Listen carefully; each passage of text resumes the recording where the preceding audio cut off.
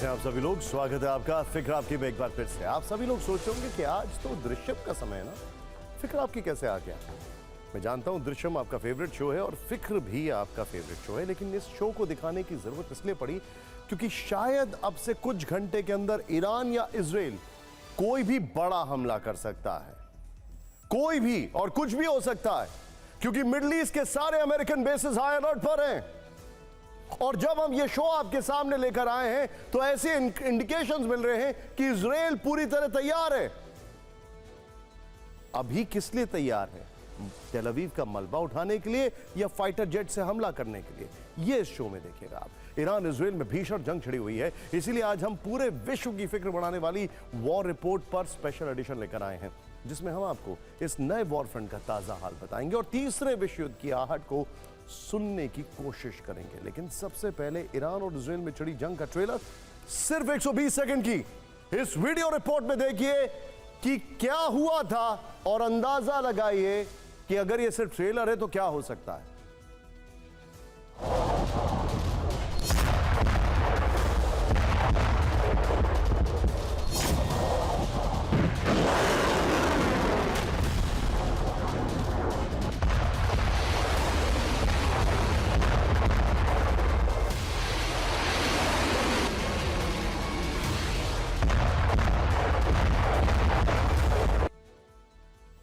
Iran और Israel के बीच जंग भयानक मोड़ पर है।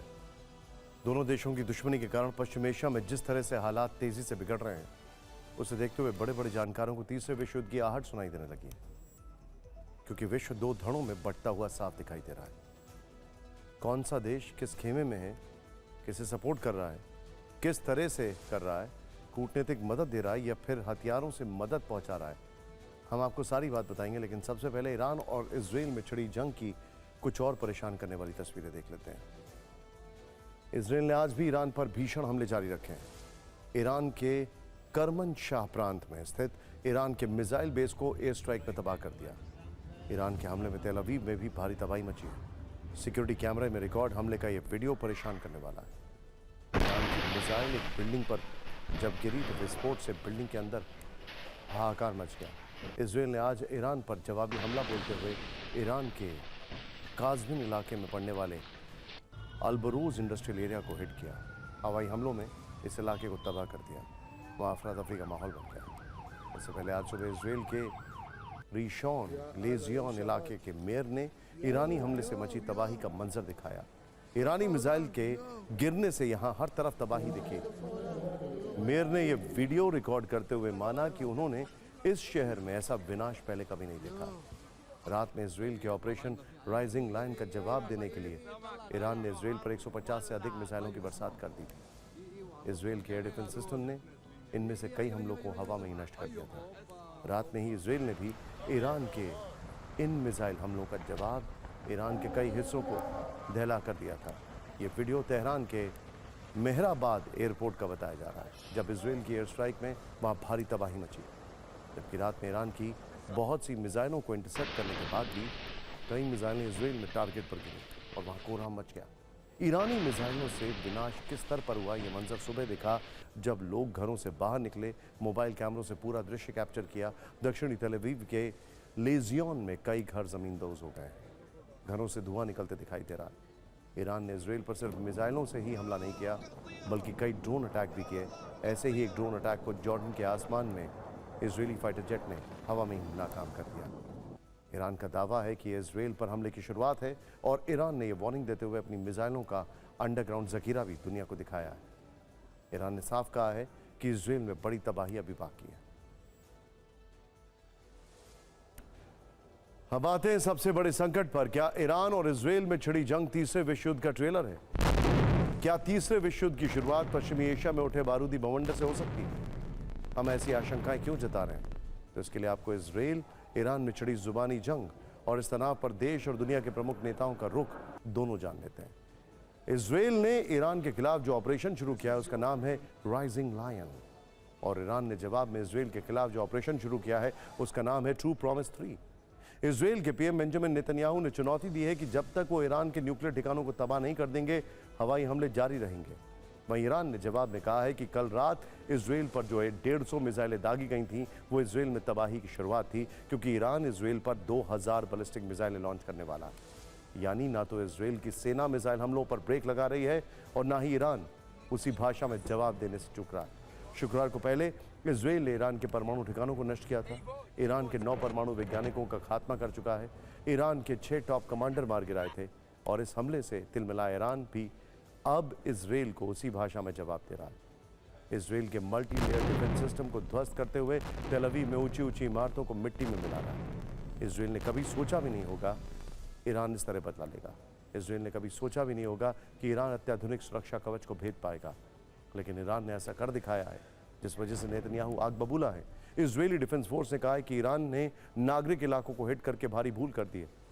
जवाब में ईरान ने कहा है कि पश्चिमी एशिया में मौजूद इजराइल के मददगार अमेरिकी सैनिकों का नंबर भी लग सकता है। कुल मिलाकर पश्चिमी एशिया बारूद के ढेर पर बैठा है और संकट की इस घड़ी में रूसी राष्ट्रपति व्लादिमीर पुतिन के जनरल ने जो कहा है वो और ज्यादा फिक्र बढ़ाने वाला है।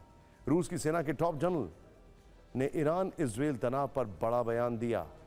इस जनरल ने कहा है कि ईरान पर इजराइल के हमलों के साथ ही तीसरा विश्व युद्ध शुरू हो चुका है। क्रेमलिन से 10 लाख सैनिकों को विश्व युद्ध के लिए तैयार करने की मांग है। रूस की तैयारी ऐसी होगी जिसके बाद कोई भी देश ईरान की तरफ हमला नहीं कर पाएगा या हमला करने की हिम्मत नहीं जुटा पाएगा। सवाल यह है कि क्या रूस ये इशारा दे रहा है कि वो ईरान इजराइल के बीच छिड़ी जंग में सीधे शामिल होगा, और अगर इस युद्ध में रूस की एंट्री हुई तो फिर अमेरिका की प्रतिक्रिया क्या होने वाली है? इसका जवाब बहुत सरल है। अमेरिका इस युद्ध से पहले से इन्वॉल्व है। वो खुलकर इजराइल के साथ आ चुका है।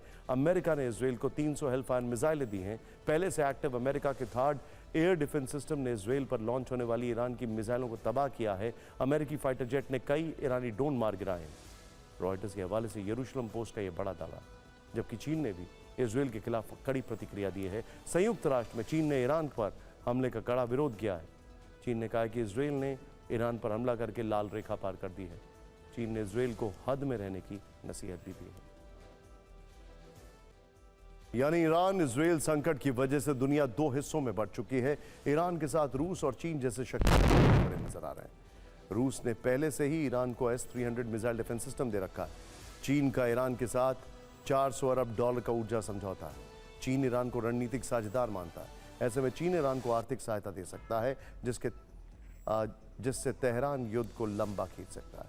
वहीं उत्तर कोरिया भी ईरान का साथ दे सकता है। ईरान के पास पहले से उसके प्रॉक्सी संगठन हमास, हिजबुल्लाह और हूती की ताकत है। वहीं इजराइल के साथ अमेरिका, ब्रिटेन और फ्रांस और यूरोप के कई देश हैं। पश्चिमी एशिया में अमेरिका के 40,000 सैनिक तैनात हैं। अगर इजराइल पर ईरान के और हमले होते हैं तो अमेरिका सीधे तौर पर युद्ध में शामिल हो सकता है। वो इस युद्ध में नेटो को भी खींच सकता है। जबकि ब्रिटेन और फ्रांस ने आज ही ईरान को चेतावनी भी दी है। जवाब में ईरान ने कहा है कि जो देश इजराइल की मदद करेगा वो ईरान का दुश्मन माना जाएगा। अरब सागर और लाल सागर में उन देशों के जहाज़ों को ईरान टारगेट करेगा। इन सब हालात को देखते हुए विशेषज्ञों का मानना है कि अगर अगले 72 घंटे में हालात आउट ऑफ कंट्रोल हुए तो वर्ल्ड वॉर की आशंका 30 से 40% तक बढ़ सकती है। इसका अंदेशा मिरर की लेटेस्ट रिपोर्ट में भी जताया गया है, जिसमें कहा गया है कि ईरान और इजराइल जंग से वर्ल्ड वॉर की आशंका बढ़ गई है। इजराइल का ड्रोन मिसाइल से ईरान पर हमला विश्व युद्ध का ब्लूप्रिंट है। तीसरा विश्व युद्ध कैसे लड़ा जाएगा ये इजराइल की रणनीति से पता चलेगा। ईरान और इजराइल जंग पर दुनिया के कई एक्सपर्ट्स इस रिपोर्ट के हवाले से सनसनीखेज दावा कर रहे हैं। अब तीसरे विश्व युद्ध को हवा देने वाली कुछ प्रतिक्रिया भी सुन लेते हैं। इन बयानों से आप भी शायद विनाश का अंदाजा लगा सकते हैं।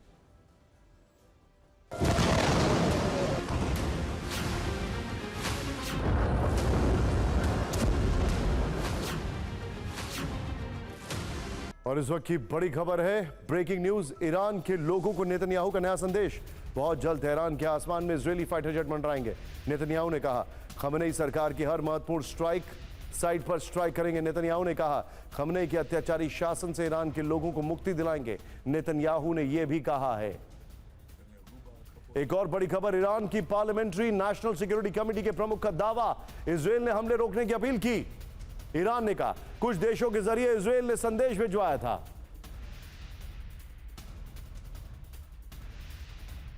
एक और बड़ी खबर, रूस के विदेश मंत्री ने की ईरान के विदेश मंत्री से फोन पर बात। मॉस्को संघर्ष को कम कराने के लिए तैयार, सर्गेई लैवरोव ने कहा। ईरानी परमाणु कार्यक्रम से जुड़े मुद्दों को सुलझाने में मदद को तैयार, सर्गेई लैवरोव ने कहा। इजरायली हमलों में मारे गए ईरानी लोगों के लिए संवेदना है, सर्गेई लैवरोव ने कहा।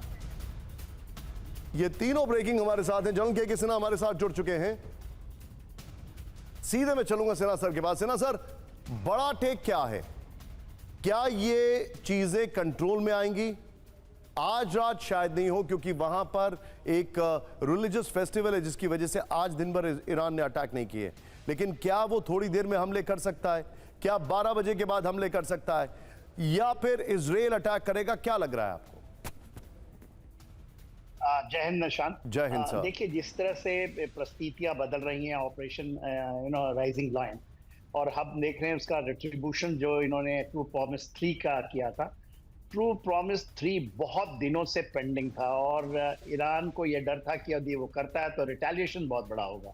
तो देखिए, ये तो इसको हम कहते हैं drawing the enemy in the battlefield.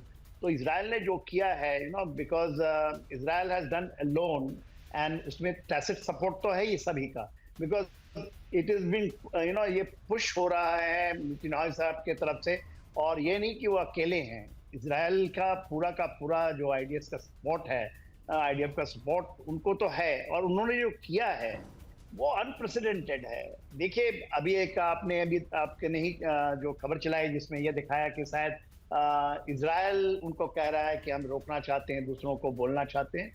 Israel क्या कह रहा है कि you just agreed on this deal, जो ये कहना चाह रहे हैं जो न्यूक्लियर डील है। ये तो न्यूक्लियर डील पहले इन्होंने किया था, 2015 में तो साइन हुआ था। इसमें डोनाल्ड ट्रंप साहब इससे निकल गए थे, अभी वो डोनाल्ड ट्रंप साहब भी लगे हुए हैं। 6 बैठक का दौर हो चुका है, और ईरान को ऐसा लगता है कि यदि वो डिले करेगा तो उसकी वेपन ग्रेड जो 60% है वो 90% है, वो कर लेगा। जो ये खबर आ रही थी कि 3 से 4, कोई कहते हैं 8 उनकी कैपेबिलिटी है, इतना उन्होंने इनरिचमेंट अभी कर लेते हैं, बट वेपन ग्रेड का इनरिचमेंट अभी हुआ नहीं है। और उसके पहले ही देखिए, अभी तो रेडिएशन की भी बात शायद आपके सर, मैं आपसे एक चीज जानना चाह रहा हूं कि जो एक चीज मुझे बताइए कि नेतन्याहू के 2 ऑब्जेक्टिव हैं। पहला ऑब्जेक्टिव, ईरान का जो न्यूक्लियर स्टॉक है या जो एनरिचमेंट प्लान है या जिस तरीके से न्यूक्लियर प्रोग्राम है उसको पीछे करना, जिसमें वो कामयाब हो गए, 100% कामयाब हो गए। न्यूक्लियर साइंटिस्ट कई सारे मार दिए हैं, नंबर 1। नंबर 2, जहां पर अटैक किया है नतान्ज वगैरह में, वहां पर रेडिएशन लीक की खबर है। दूसरा ऑब्जेक्टिव था रिजीम चेंज। इस रिजीम चेंज को लेकर नेतन्याहू ने, जो हम खबर दिखा रहे हो, प्ले करिए जरा यहां पर वो खबर, नेतन्याहू ने वार्निंग दी है कि हम और अटैक करेंगे। अब मेरा सवाल आपसे यह है कि अगर ईरान पर अटैक होते हैं तो खमेनी कमजोर होंगे या उनके साथ लोगों के इमोशन और जुड़ जाएंगे? देखिए, इमोशनली तो मेरे ख्याल से ईरान में काफी बड़ी संख्या ऐसी है जो कि खमेनी के साथ अब रहे, कोई नहीं रहा। क्योंकि देखिए, उनके स्ट्रॉन्ग जो भी थे IRGC, वह उनके सारे लीडर्स मारे गए हैं, उनकी आर्मी। IRGC एक ऐसा ही संगठन ऐसा है जो कि पूरे विश्व में अकेला है, जो कि एक आपके लीडर के साथ खड़ा उसकी देख रेख के लिए, और पूरी दुनिया के अंदर में वो चीजें करता है, जो उसका कुर्द का जो फोर्सेस हैं। तो IRGC बहुत कंप्रोमाइज हो चुका है, सारे टॉप लीडर्स मारे जा चुके हैं, उनके एयर चीफ मारे जा चुके हैं। यदि आपको रियासी का याद होगा, और उनके फॉरेन मिनिस्टर जो पहले मारे गए थे। अब आप बताइए कि जो फिजिस्टियान हैं वो तो एक माने जाते थे कि वो दूसरे वो कट्टर नहीं है। somehow I feel कि जो आयतुल्लाह खुमैनी है, he has been more or less getting sidelined। और देखिए, उसको कभी भी ये निकाल सकते हैं, क्योंकि यदि वो कहते हैं कि 1000 उनके एजेंट्स हैं जो मोसाद के वो हैं, और वो एजेंट्स IRGC के हैं, ये कोई दूसरी जगह नहीं है। आपको ये पता होगा, पहले भी आई थी कदर, IRGC के अंदर बहुत कंप्रोमाइज हो चुका है। इतना आसान नहीं है कि बिल्कुल ठीक कह रहे हैं, और इसीलिए वो लोग कई सारी चीजों को अंदर एग्जीक्यूट करने में कामयाब भी हो रहे हैं। सिन्हा सर, आप मेरे साथ बने रहिए। ईरान और इजराइल के बीच चल रही जंग 2 दिन के अंदर ही ऐसे मोड़ पर पहुंच चुकी है जहां सिर्फ मिसाइलों के धमाके नहीं बल्कि सत्ता की नींव भी हिलती दिखाई दे रही है। इजराइल के टारगेट पर अब सिर्फ ईरान के परमाणु ठिकाने और उसकी टॉप लीडरशिप नहीं बल्कि वहां के हुक्मरान भी हैं। नेतन्याहू के निशाने पर ये सब हैं। ईरान के लिए हालात इतने भयावह हैं कि इजरायली मिसाइलों की गूंज अब तेहरान के उस महल तक पहुंच चुकी है जहां खुद सुप्रीम लीडर अली खमेनी बैठते हैं। दावा किया जा रहा है कि इजराइल ने खमनेई के घर के पास बड़ा धमाका किया है। यह हमला तेहरान में राष्ट्रपति भवन के पास किया गया है, जहां इजराइल ने एक मिसाइल दागी। प्रेसिडेंशियल कॉम्प्लेक्स के नजदीक हुए इस धमाकों से वहां हड़कंप मच गया। इस धमाके ने साफ कर दिया कि अब नेतन्याहू के निशाने पर सुप्रीम लीडर की कुर्सी है। ईरान की टॉप लीडरशिप को खत्म करने के बाद खमनेई के लिए नेतन्याहू के 2 प्लान तैयार हैं। पहला प्लान है टॉप लीडरशिप की तरह खमनेई को भी रास्ते से हटा दिया जाए, और दूसरा प्लान है रणनीतिक तरीके से खमनेई को ईरान की सत्ता से बेदखल किया जाए। वॉल स्ट्रीट जर्नल की एक रिपोर्ट के मुताबिक ईरान के तानाशाही शासन का तख्ता पलट करना नेतन्याहू का अंतिम लक्ष्य है। उनके इस पूरे सैन्य अभियान का एक बड़ा मकसद खमनेई को कुर्सी से बेदखल करना बताया जा रहा है। नेतन्याहू चाहते हैं कि ईरान में खमनेई के खिलाफ जन विद्रोह की चिंगारी भड़के, एक ऐसी आग जिसमें खमनेई की कुर्सी जलकर राख हो जाए। इसके लिए वो ईरान की जनता और निर्वासित विपक्ष को साथ लेने की कोशिश कर सकते हैं।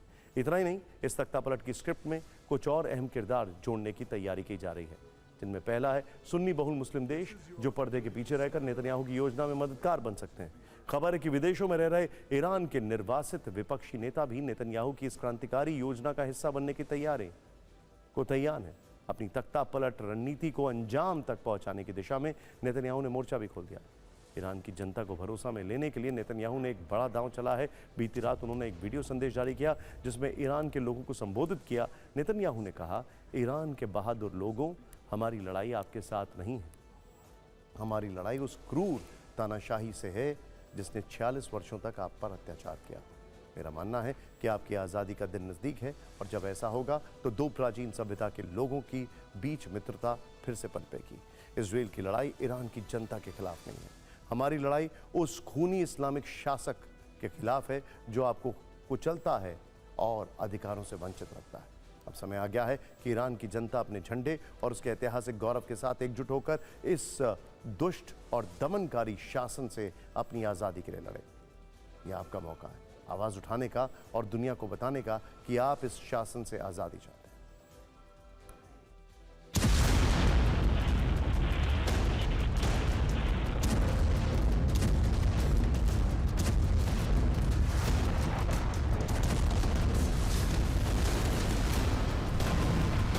नेतन्याहू के संदेश ने ईरान और उसके समर्थक देशों में हलचल पैदा कर दी है। कुछ लोगों ने उनके बयान को ईरान में तख्ता पलट की औपचारिक घोषणा मान लिया। इनमें एक नाम है ईरान के निर्वासित क्राउन प्रिंस रेजा पहलवी का। रेजा पहलवी खमनेई के सबसे बड़े विरोधियों में से गिने जाते हैं, लेकिन इस बार बात विरोध से आगे निकल चुकी है। ईरान के मौजूदा हालात पर रेजा पहलवी ने कहा, खमनेई ने ईरान को युद्ध की आग में झोंका है। उनकी परमाणु महत्वाकांक्षा ने ईरान को विनाश के मुहाने पर ला खड़ा कर दिया। अब वक्त आ गया है कि हम अपना मुल्क इस शासन से वापस लें। मैं ईरान की जनता के साथ हूं।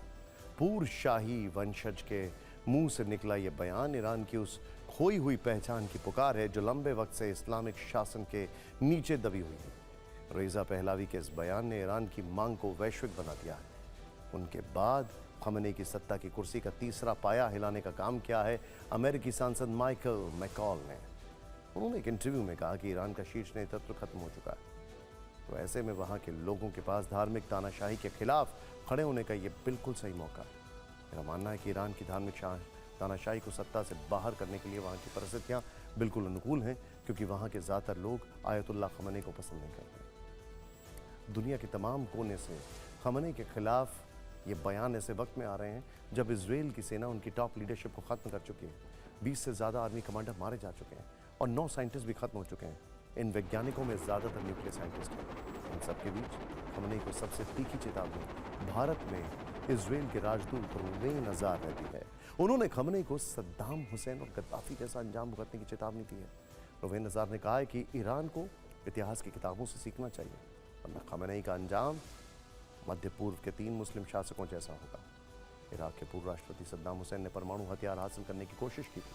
सीरिया के पूर्व राष्ट्रपति बशर अल असद ने भी परमाणु हथियार हासिल करने की कोशिश की थी, और लीबिया के शासक रहे गद्दाफी ने भी ऐसा ही करने की कोशिश की थी। लेकिन तीनों का नतीजा क्या हुआ, पूरी दुनिया जानती है।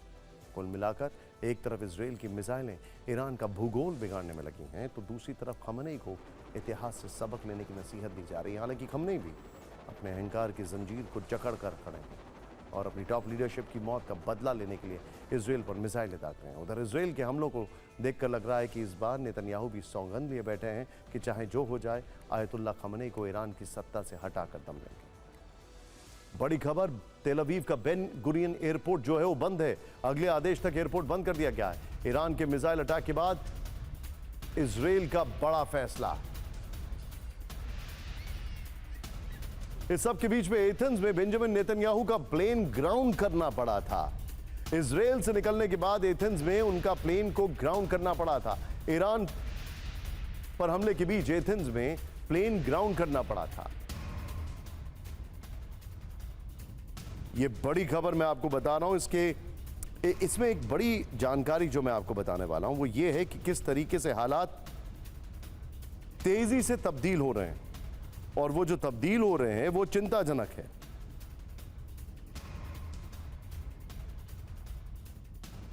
सीधे चलिए, जनरल के सिन्हा मेरे साथ हैं। सिन्हा सर,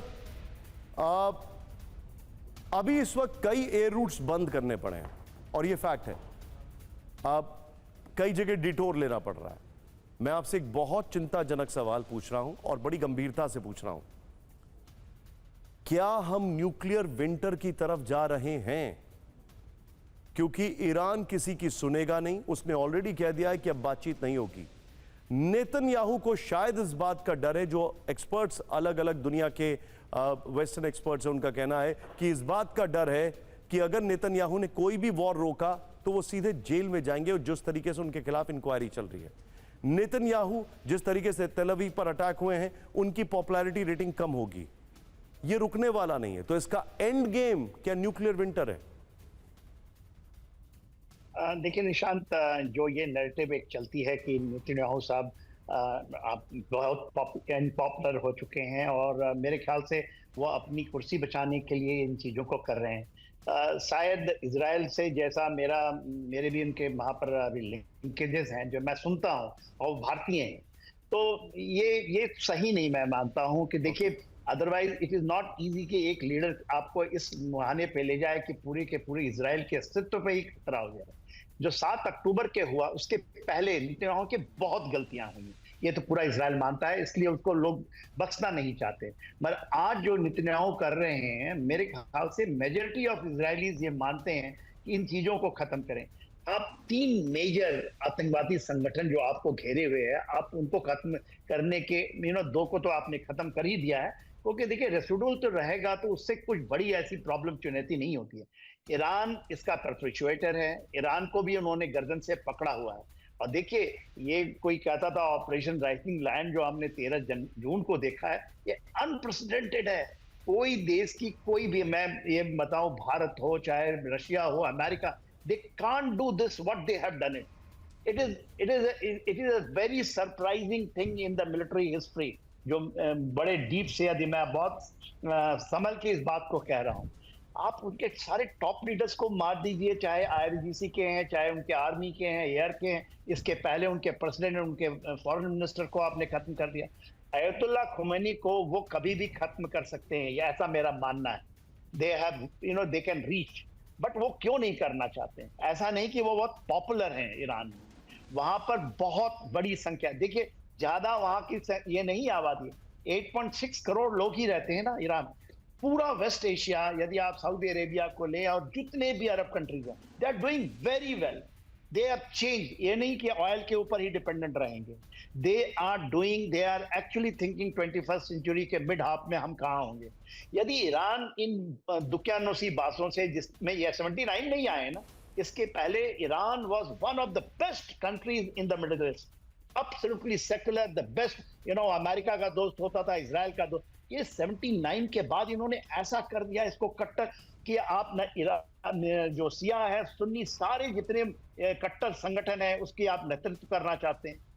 तो अयतुल्ला खुमैनी ऐसा है। मैं आपको, यदि आप जाएं ईरान के अंदर, आजकल कोई बोलता नहीं, मगर बहुत बड़ी संख्या, खास करके जो वहाँ के फीमेल्स हैं, जो लेडीज हैं, they are not with them. IRGC उनके ऊपर इतना ज्यादा। सिन्हा सर, मैं आपके पास आ रहा हूं।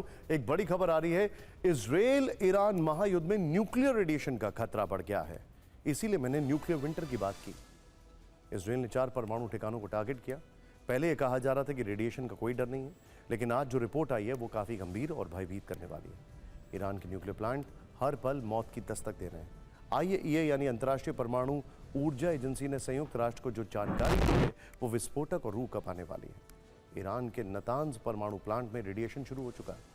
आईएईए चीफ राफेल ग्रॉसी ने यह सनसनीखेज दावा किया। राफेल ग्रॉसी ने संयुक्त राष्ट्र को बताया कि इजराइल ने ईरान के नतांज परमाणु केंद्र पर हमला कर उसके ऊपरी हिस्से को नष्ट किया। इस हमले से जमीन के अंदर स्टोर किए गए यूरेनियम संवर्धन को किसी तरह नुकसान पहुंचने की संभावना नहीं है, लेकिन साइट पर न्यूक्लियर रेडिएशन शुरू हो गया है। हमले में बिजली सप्लाई पर असर पड़ा, हो सकता है इससे सेंट्रीफ्यूज प्रभावित हो और उसी वजह से लीकेज हो रही हो। ग्रॉसी ने आगे बताया कि नतांज परमाणु केंद्र के बाहर तो अभी तक ये रेडिएशन नहीं पहुंचा है, लेकिन अंदर लगातार इसमें बढ़ोतरी हो रही है। अगर अभी उचित प्रबंध किए जाएं तो इस खतरे को टाला जा सकता है। ग्रॉसी ने कहा कि अगर इस तरह की कार्रवाई जारी रही तो ईरान के लिए गंभीर परिणाम हो सकते हैं। राफेल ग्रॉसी की बातों से निष्कर्ष ये निकलता है कि अब तक बाहरी दुनिया इस रेडिएशन से महफूज है, लेकिन ये सुरक्षा आगे तभी बनी रहेगी जब वक्त रहते रेडिएशन को कंट्रोल कर लिया जाए। दूसरी बात यह है कि अगर नतांज प्लांट के अंदर कर्मचारी काम कर रहे हैं तो उनके साथ क्या हुआ। ईरान नतांज को लेकर भले ही कुछ नहीं कह रहा हो, लेकिन फोर्दो न्यूक्लियर साइट में हुए नुकसान की उसने पुष्टि कर दी। हालांकि ईरान का यह भी कहना है कि इजराइल के हमले से पहले ही उसने महत्वपूर्ण उपकरण और मटेरियल दूसरी जगह शिफ्ट किए थे, इसीलिए ज़्यादा चिंता की बात नहीं है। खैर, फोर्दो प्लांट में और क्या हुआ यह आगे पता चलेगा, लेकिन इस वक्त चर्चा में सबसे बड़ा सवाल यही है कि क्या अब ईरान और उसके आसपास के देशों में न्यूक्लियर रेडिएशन का खतरा है। नतांज सबसे बड़ा यूरेनियम संवर्धन प्लांट है। यहीं पर ईरान अपना पहला परमाणु हथियार बनाने की तैयारी कर रहा था। हालांकि आईएईए के मुताबिक अभी बाहरी दुनिया के लिए खतरे की बात नहीं है, लेकिन आगे क्या होगा यह कहना मुश्किल है। नतांज न्यूक्लियर प्लांट ईरान की राजधानी तेहरान से 250 किलोमीटर दूर है। यहाँ यूरेनियम संवर्धन की सुविधा दो हिस्सों में बटी है। पहला है फ्यूल एनरिचमेंट, जो कि अंडरग्राउंड है, यानी जमीन के अंदर। यहाँ लगभग 50,000 सेंट्रीफ्यूज रखने की क्षमता। कहा जा रहा है कि अभी यहाँ पर 14,000 सेंट्रीफ्यूजेस हैं, जिनमें 11,000 सक्रिय हैं, जो 5% तक की शुद्धता के साथ यूरेनियम संवर्धन करते हैं। दूसरा है pilot fuel enrichment plant. Natanz में यह प्लांट ज़मीन के ऊपर है। यहाँ 60% शुद्धता का तक यूरेनियम संवर्धन कर सकते हैं, जो परमाणु हथियार बनाने के लिए ज़रूरी 90% शुद्धता के करीब है। इसी हिस्से को इजराइल ने हिट किया है, जहाँ अंदरूनी हिस्से में रेडिएशन शुरू होने का आईएईए ने दावा किया है। कहा जा रहा है कि सेंट्रीफ्यूज प्रभावित होने की वजह से रेडिएशन लीक होने लगा। तो सवाल यह है कि सेंट्रीफ्यूज है क्या। सरल शब्दों में कहें तो सेंट्रीफ्यूज एक तरह से डिवाइस होता है जिसके जरिए यूरेनियम 238 से 235 को अलग किया जाता है।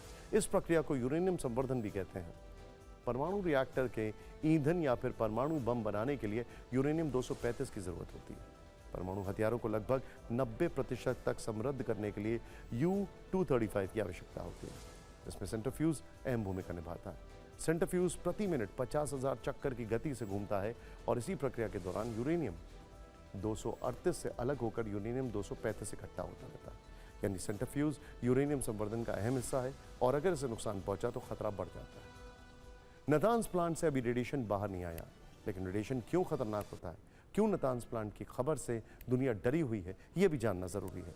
रेडिएशन के संपर्क में आने से इंसान को कैंसर, त्वचा में जलन जैसी गंभीर बीमारियां हो सकती हैं। न्यूक्लियर रेडिएशन अगर ज़्यादा बढ़ता है तो तुरंत मौत भी हो सकती है। इसके अलावा यह डीएनए को भी काफ़ी प्रभावित करता है, जिससे अगली पीढ़ियों का बुरा असर होता है। इंसानों के साथ रेडिएशन पर्यावरण के लिए भी खतरनाक है। मिट्टी, पानी और हवा को असुरक्षित बना देता है। ईरान फिलहाल 6 जगहों पर यूरेनियम का संवर्धन का काम कर रहा है। आईएईए के मुताबिक ईरान ने 9 बम बनाने के लिए यूरेनियम जुटा लिया था। परमाणु ठिकानों के खिलाफ ये पहली बार नहीं है जब इजराइल ने एक्शन लिया हो। ईरान पर जब हमला हुआ तो लोगों को 44 साल पुरानी घटना याद आ गई। 1981 में इजराइल ने इराक की राजधानी बगदाद के परमाणु ठिकाने ध्वस्त किए थे। 1950 के आखिरी वर्षों में इराक ने अपने परमाणु कार्यक्रम पर काम शुरू किया था। 1977 में जब सद्दाम हुसैन ने सत्ता संभाली तो परमाणु कार्यक्रम को तेज किया गया। 1976 में फ्रांस के साथ इराक का समझौता हुआ, जिसके तहत उसे रिसर्च रिएक्टर देने की बात हुई थी। आईएईए ने भी इसे शांतिपूर्ण प्रक्रिया का हिस्सा माना था, लेकिन इजराइल का कहना था कि जब ये रिएक्टर काम करने लगेगा तो भविष्य में परमाणु हथियार का खतरा पैदा होगा। ये बड़ी त्रासदी का कारण बन सकता है। यही दलील देते हुए इजराइल ने 7 जून 1981 को बगदाद में ओसीराक न्यूक्लियर रिएक्टर को टारगेट किया। इजराइल के 14 फाइटर जेट ने 1100 किलोमीटर दूर बगदाद में इस एयर स्ट्राइक को अंजाम दिया था। बड़ी खबर आ रही है इस वक्त, तेल अवीव में ईरान से बहुत बड़े हमले का खतरा। तेल अवीव में मरीजों को बंकरों में पहुंचाया गया। मरीजों के लिए बंकरों में इलाज की व्यवस्था की गई है।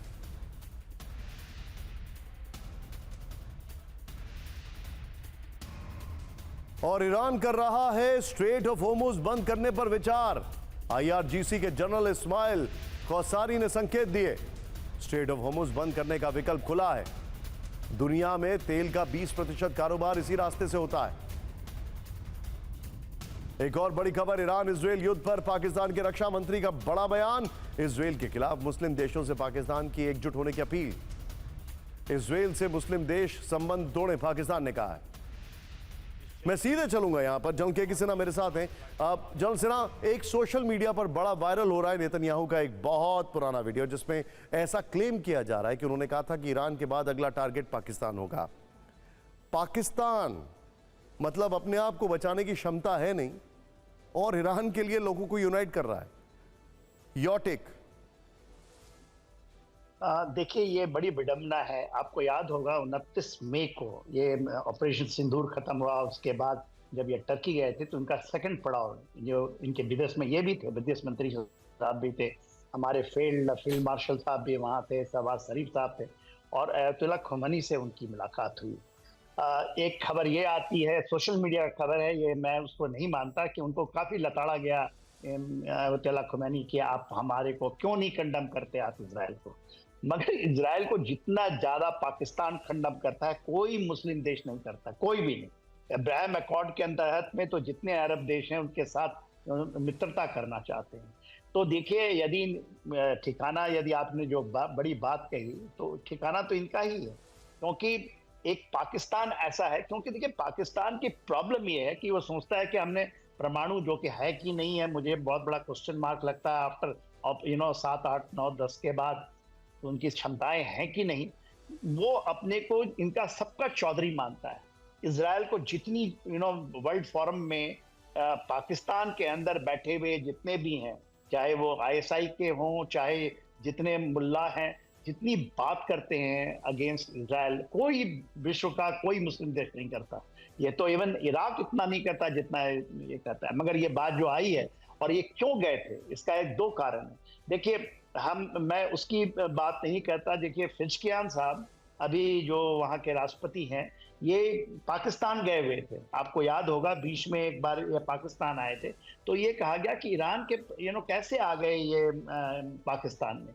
तो पाकिस्तान ने इनको एक चाइना के मार्फत से ये किया है कि यदि परमाणु बम बनाना है तो पाकिस्तान के तरीके से चाइना बनवाना चाहता है, जिस तरह से नॉर्थ कोरिया में हुआ था। ये बात सही है, और सभी को अंदर से पता है, including Israel knows about it, कि यदि उसने पाकिस्तान को नहीं संभाला और ये रह गया, यदि मान लीजिए इन्होंने छोड़ दिया, मान लीजिए जो चीजें हो रही हैं और समहाउ इजराइल बैकआउट हो जाए, जो कि नहीं करेगा, ईरान के परमाणु क्षमता को बनाने की एम्बिशंस को आपको बर्बाद करना ही पड़ेगा, नहीं तो दुनिया के लिए बहुत भयानक सर एक चीज और बताइए, बन जाएगा। क्या ईरान स्ट्रेट ऑफ होर्मुज को ब्लॉक कर सकता है?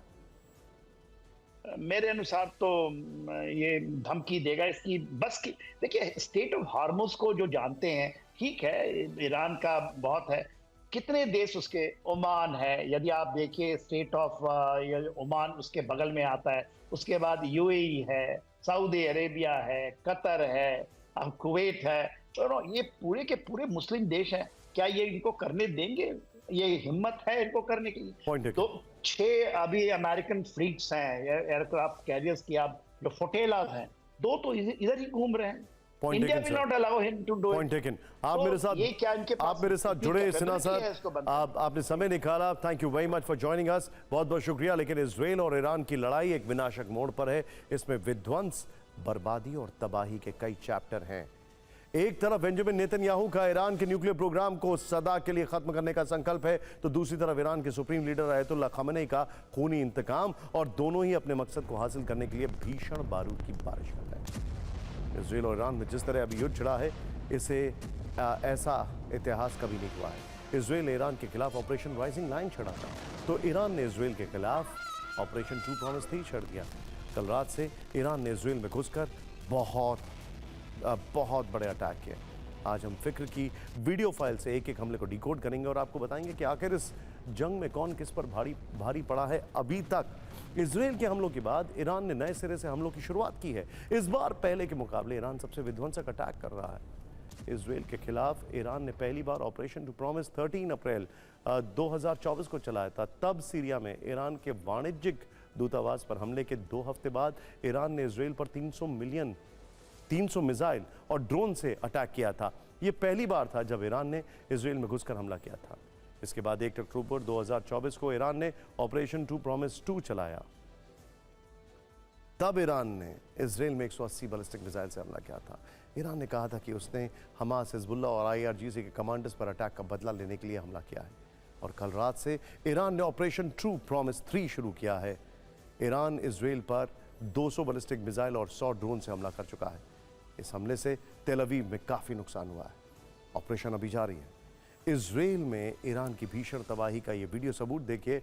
इस ऑपरेशन में ईरान ने इजराइल को दहला दिया है। तेल अवीव की इमारतों पर एक के बाद एक मिसाइलों और ड्रोन्स की बारिश कर दी है। ये वीडियो डरावना है। इन हमलों से तेल अवीव में हर तरफ अफरा तफरी मच गई है। सैकड़ों किलोमीटर का सफर तय करते हुए ईरान की इन मिसाइलों ने इजराइल में काफ़ी नुकसान पहुंचाया है। नेतन्याहू ने भी खमेनी के इस तरीके के इंतकाम की कल्पना नहीं की थी। अब इजराइल में ईरान की तबाही के बाद का ये मंजर देखिए। कई घर पूरी तरह से खंडर में तब्दील हो चुके हैं। कई गाड़ियां जल गई हैं। हमले के बाद मलबा सड़कों पर चारों तरफ बिखरा हुआ है। यहाँ कुछ घरों में अभी भी आग लगी हुई है। ईरान ने पूरी ताकत के साथ इजराइल पर हमला किया और उसे दहला दिया। इजराइल की ओर से लॉन्च हुआ ऑपरेशन राइजिंग लायन सीधे ईरानी सैन्य और परमाणु ठिकानों पर केंद्रित था। एक के बाद एक मिसाइलों ने रात के अंधेरे में आग का जाल बिछा दिया। लेकिन इस बार ईरान खामोश नहीं रहा। ईरान ने इजराइल में घुसकर भीषण प्रहार किया। 13 जून की सुबह इजराइल ने 200 से ज़्यादा फाइटर जेट से ईरान के 100 ठिकानों पर हमला किया था। तो इस बार 14 जून की सुबह से ईरान ने इजराइल में घुसकर ताबड़तोड़ मिसाइलें दागना शुरू कर दिया। और अब नेतन्याहू और खमेनी एक दूसरे को धमका रहे हैं। नेतन्याहू ने बेहद गुस्से में कहा है कि ईरान का वजूद इजराइल के लिए खतरा है। इस पर खमेनी ने जवाब दिया है कि इजराइल को पूरी तरह बर्बाद कर देंगे। नेतन्याहू ने ईरान को धमकी देते हुए कहा कि यह अभी शुरुआत है, आगे और तबाही मचेगी। इस पर खमेनी ने पलटवार करते हुए कहा कि इजराइल ने युद्ध शुरू किया है, अब बच नहीं पाएगा। और इस धमकी के साथ ईरान ने 3 स्टेज में इजराइल के खिलाफ ऑपरेशन टू प्रॉमिस 3 लॉन्च कर दिया है। पहली स्टेज में ईरान ने इजराइल पर 200 मिसाइल से हमला किया, कई सैन्य ठिकानों को टारगेट किया और साथ ही हथियार निर्माण वाले ठिकानों पर भी हमला किया है। दूसरी स्टेज में ईरान ने तेल अवीव में रणनीतिक ठिकानों पर प्रहार किया, इजराइल के मिलिट्री हेडक्वार्टर पर 8 मिसाइलें दागी। और तीसरी स्टेज में ईरान ने तेल अवीव समेत कई शहरों पर हमला किया है। ईरान के हमलों में इजराइल को भारी नुकसान पहुंचा है। ईरान के हमलों में इजराइल की वॉर मिनिस्ट्री के को भी नुकसान होने का दावा किया जा रहा है। ईरान ने इजराइल पर 3 तरफ से मिसाइल और ड्रोन हमला किया। ईरान के मिसाइल हमलों से इजराइल में ट्रंप के करीबी को 5 बार ठिकाना बदलना पड़ा। इजराइल में अमेरिकी राजदूत माइक हकाबी ने खुद सोशल मीडिया पोस्ट में बताया कि इजराइल में रात खराब रही और उन्हें 5 बार शेल्टर बदलना पड़ा। ईरान के हमलों की दहशत इजराइल में कई शहरों में दिखी है। ईरान ने इजराइल में घुसकर तेल अवीव, हाइफा, जाफा, यरूशलेम और हुआरा पर हमले किए हैं। इन सभी शहरों में कई घंटों तक ईरान के हमलों की दहशत रही। हालांकि इजराइल ने अपने एयर डिफेंस से ईरान के कई हमलों को नाकाम कर दिया। ईरान के हमलों में इजराइल के 3 लोगों की मौत हो गई है, जबकि 77 लोग घायल हैं। आखिर किस तरह ईरान ने इजराइल को दहलाया, इस न्यूज़ रील में देखिए।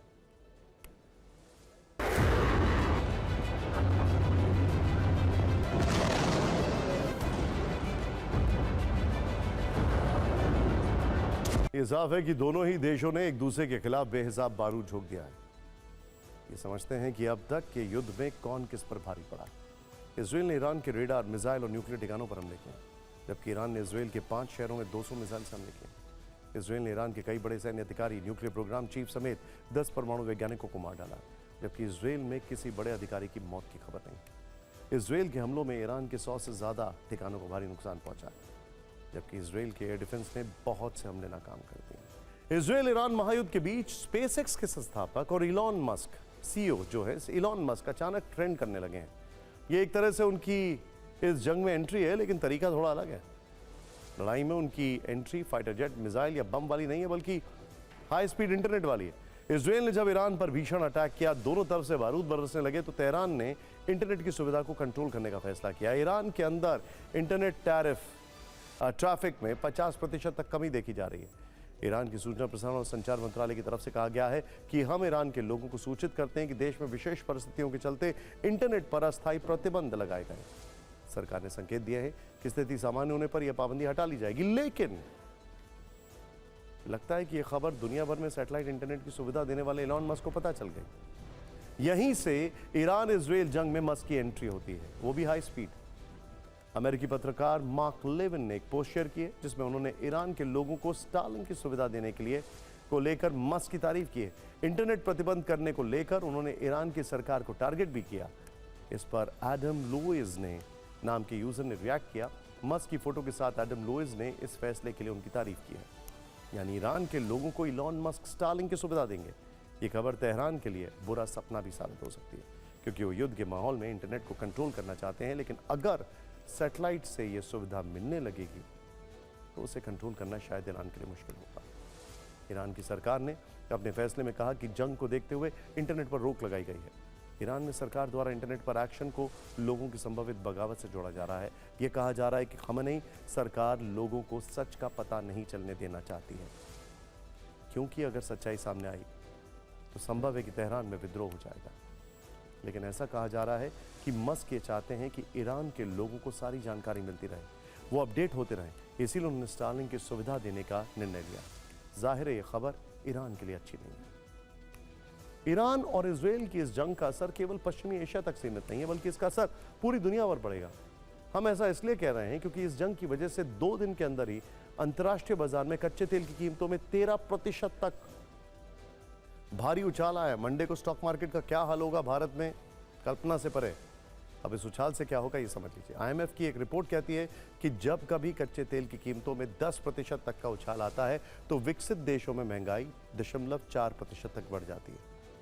वहीं जिस होमस स्ट्रेट से हर दिन 21 मिलियन बैरल तेल की सप्लाई होती है, वहां 25% तेल की सप्लाई खतरे में पड़ सकती है। ये ईरान और ओमान के बीच 21 मील लंबा जलमार्ग है। अगर ईरान ने इसे बंद कर दिया तो जहाज़ों को सामान भेजने में लंबा वक्त और खर्च पड़ेगा। वैसे भी आपको एक बात बता दूं, इस वक्त कई एयरलाइंस को डिटोर करना पड़ रहा है, उनके रूट्स चेंज हो रहे हैं क्योंकि एयर स्पेस बंद है। इसके अलावा गोल्डमैन सैक्स का अनुमान है कि इस जंग की वजह से तेल की कीमतें $100 प्रति बैरल तक जा सकती हैं। सबसे बड़ा असर पड़ेगा एविएशन रूट पर। उड़ानों के रूट बदलेंगे और लंबी उड़ानों की वजह से ईंधन ज़्यादा खर्च होगा। तो कुल मिलाकर अगर इजराइल ईरान युद्ध लंबा चला तो ये महज एक सैन्य टकराव नहीं है, बल्कि वैश्विक स्तर पर आर्थिक भूचाल भी लाएगा और उसकी मार से भारत भी अछूता नहीं रह पाएगा। इस जंग के लंबा खिंचने से भारत को बासमती चावल, चीनी, कॉफ़ी और चाय के निर्यात प्रभावित होने से नुकसान होगा।